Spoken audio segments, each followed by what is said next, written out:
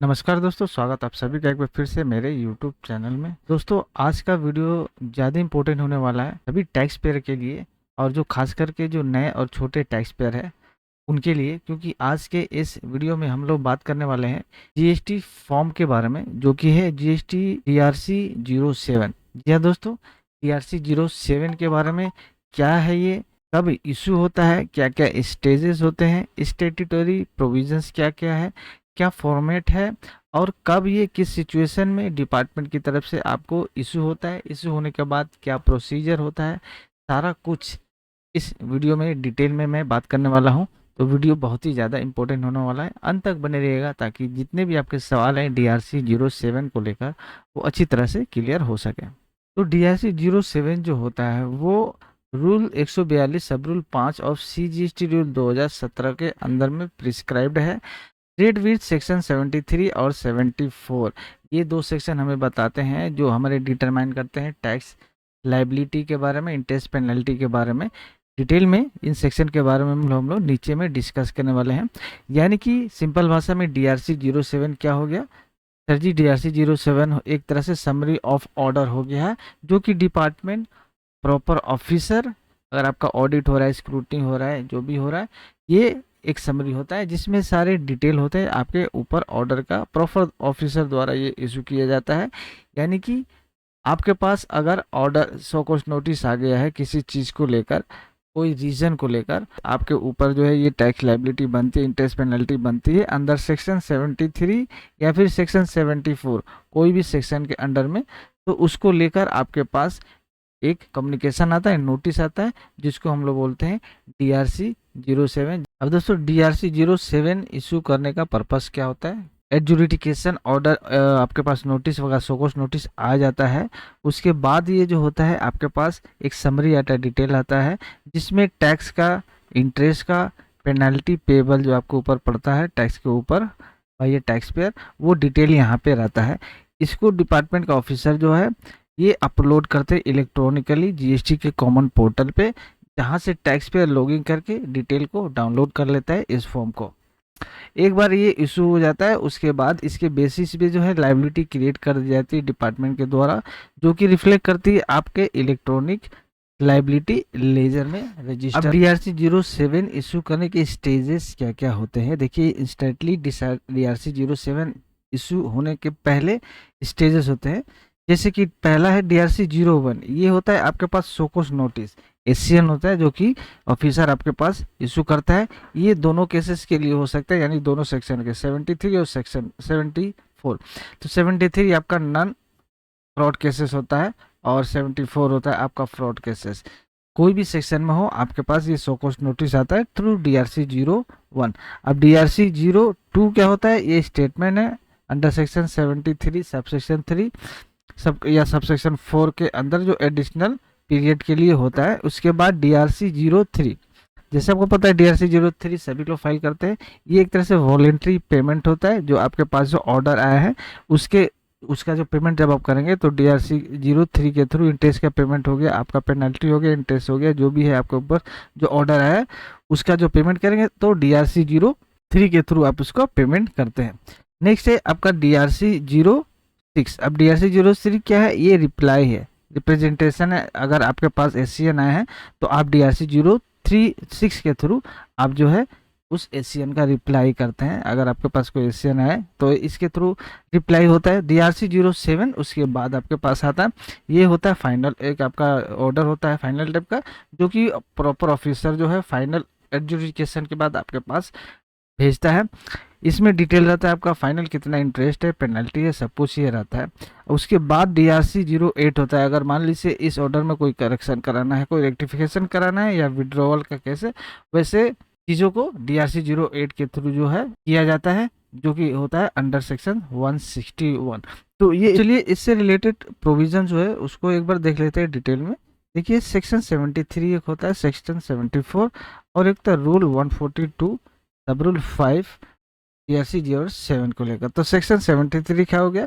Section 73 आपका होता है, ये डिटरमाइन करता है टैक्स लाइबिलिटी को लेकर, ये नॉन फ्रॉड केसेस के लिए होता है।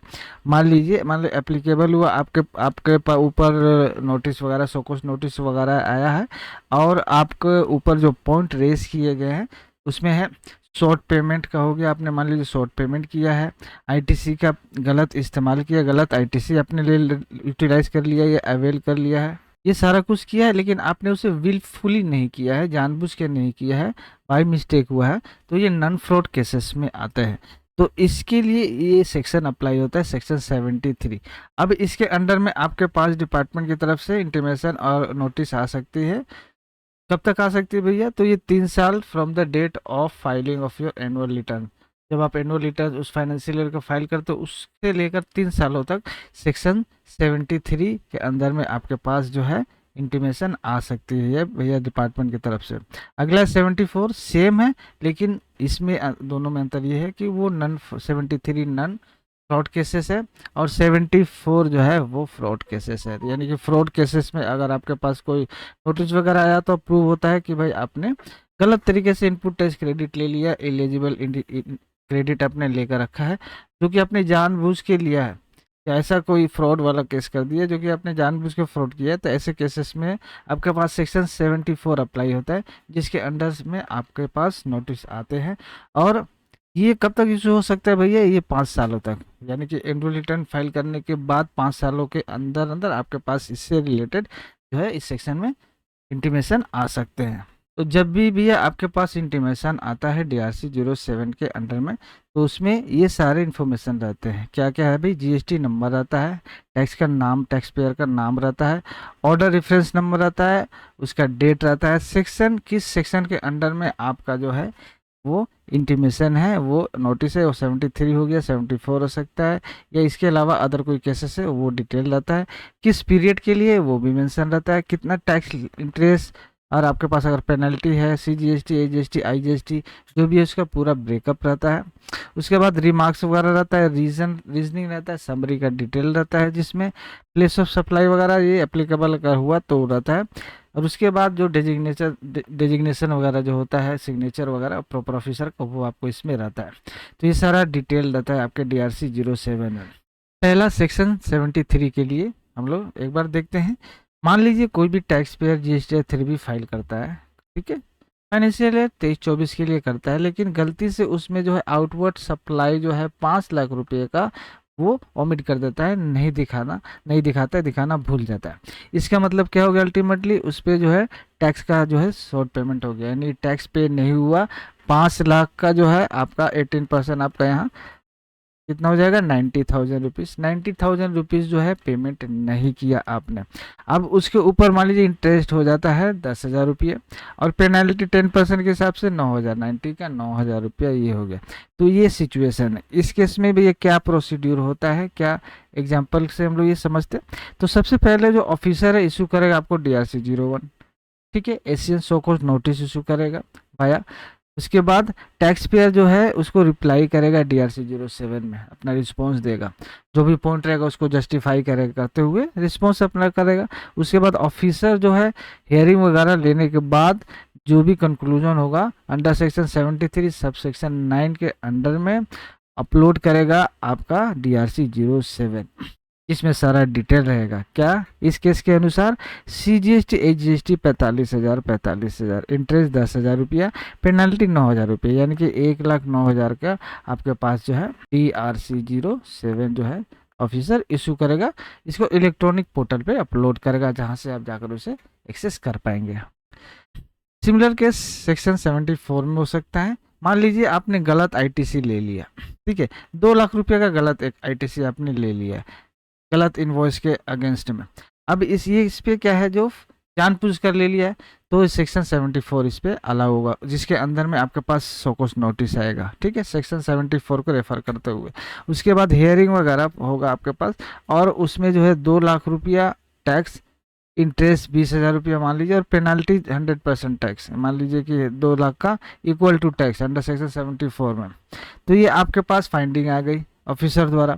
अब इसके अंदर में DRC 07 कैसे इशू होगा भैया?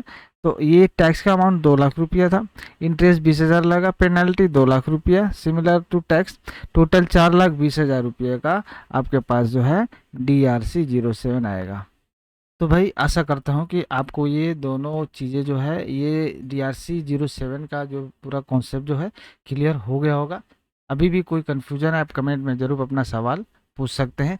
वीडियो अगर अच्छी लगी तो वीडियो को एक लाइक कर दीजिएगा। चैनल के साथ बनने के लिए चैनल को सब्सक्राइब करना नहीं भूलिए, बेल आइकन कॉल पर सेट कर लीजिए ताकि ऐसे प्रैक्टिकल इश्यूज़ के ऊपर वीडियो आपके पास रेगुलर आती रहे, जिसका इंटीमेशन आपके पास रेगुलर पहुंचते रहे। चलिए इस वीडियो को आज यहीं पे ख़त्म करते हैं, मिलते हैं किसी और वीडियो के साथ नेक्स्ट वीडियो में। तब तक थैंक्स फॉर वॉचिंग।